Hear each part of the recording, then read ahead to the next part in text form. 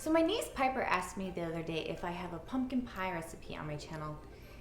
And I told her, no, I don't. She said, well, you should put one. So everybody say thank you, Piper. You're welcome, guys. So in today's video, we are gonna make a beyond easy pumpkin pie recipe. So let's go spice things up. Okay, so I'm gonna preheat my oven to 425 degrees. All right, so we are gonna add our ingredients to this bowl. We want 1 can of pumpkin puree. This is a 15-ounce can. And now we'll want to add 1 14-ounce container of sweetened condensed milk. And 2 eggs. The spices we are going to use are a half a teaspoon of ground ginger, a half a teaspoon of nutmeg, and a half a teaspoon of salt. Next, we are going to use 1 teaspoon of ground cinnamon.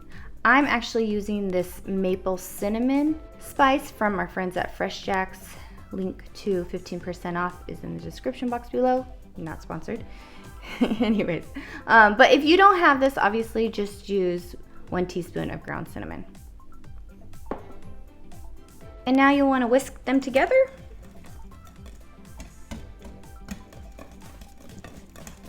Until it becomes nice and smooth.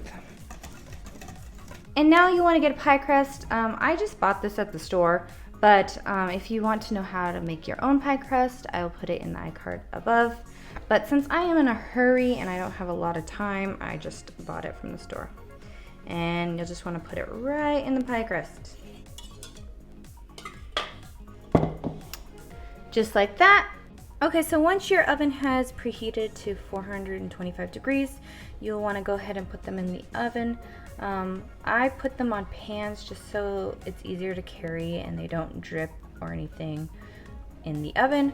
All right, so we're gonna put them in the oven for 15 minutes and then we'll come back and I'll show you what we're gonna do. Okay, so the 15-minute timer went off. And if you can see the pies, they don't look much different, but now we will want to reduce the temp to 350.